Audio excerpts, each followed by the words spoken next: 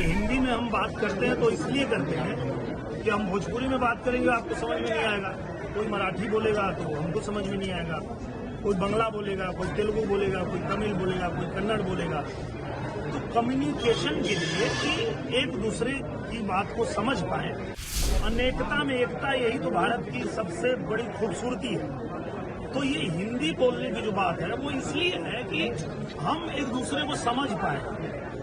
बाकी अगर कोई नहीं बोलना चाहता तो उसको जबरी थोड़े कोई बोलवाएगा। एक समय था जब बिहार से लोग जाते थे बच्चे परीक्षा देने, तो यही राज ठाकरे उनको मारता था, इनके गुंडे उनको मारते थे।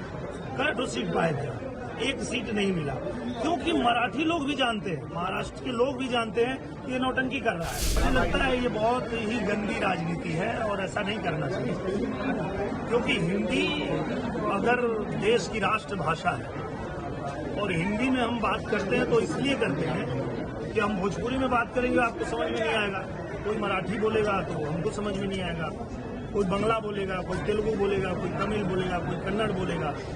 तो कम्युनिकेशन के लिए कि एक दूसरे की बात को समझ पाए, चूंकि ये भारत देश जो है अनेकता में एकता का देश है। यहाँ अलग अलग भाषा बोलने वाले लोग रहते हैं, अलग अलग धर्म जाति संप्रदाय के लोग रहते हैं, यहाँ अलग अलग परंपरा को मानने वाले लोग रहते हैं। अनेकता में एकता, यही तो भारत की सबसे बड़ी खूबसूरती है। तो ये हिंदी बोलने की जो बात है वो इसलिए है कि हम एक दूसरे को समझ पाए।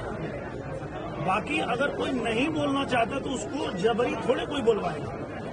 तो मुझे लगता है कि ये भाषा की, जाति की, ये सब घटिया राजनीति नहीं करनी चाहिए, देश को तोड़ने की कोशिश नहीं करनी चाहिए, अपने राज्य को कमजोर करने की कोशिश नहीं करनी चाहिए, बल्कि सबको एक साथ जोड़ के आगे बढ़ने का काम करना चाहिए। 20 साल बाद दोनों भाई एक हुए हैं, चुनाव है, सीट नहीं मिलेगा इन लोग को।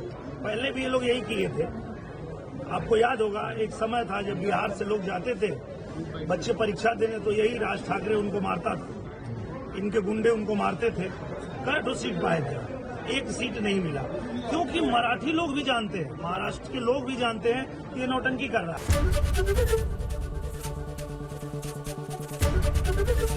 एबीपी गंगा, खबर आपकी, जुबान आपकी।